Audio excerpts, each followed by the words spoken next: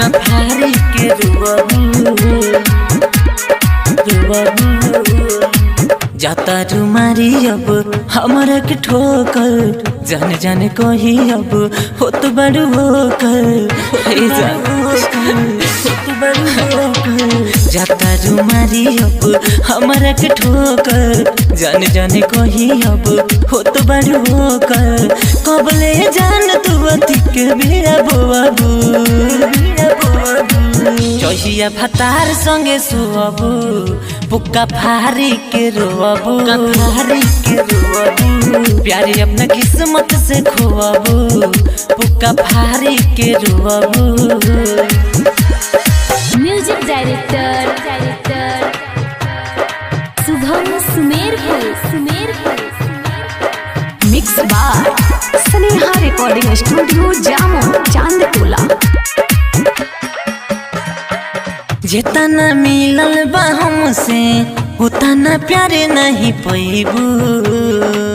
पल पल तड़प के जन होलो रवा बहबू ई दिलावा तोहरो दुखाई तो बुझाई हमर बतिया जइबू तू डरहु पहर काली रतिया ओखिया के कजरा तू लोरवे से धोआबू चहिया भतार संगे सोअबू पुक्का फारी के रुआबू प्यारे अपना किस्मत से खोअबू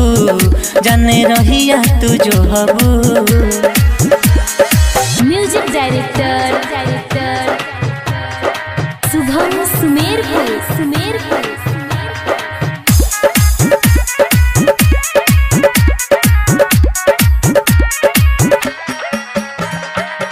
अपन कही के हमके दिल बर ना अपनैलू कौन गलती हम कहीनी कि हमके ठुकरैलू चंदन बबलू सुजीत हमरा प्यार के गवाह बा तोहरे वजह से हमर जिंदगी तबाह बा रितेश बोलमुओ के दिल से तू खोअबू चहिया भतार संगे सोअबू पुक्का फारी के रुआबू प्यारे अपना किस्मत से खोअबू रह हमारे तू जोहबू।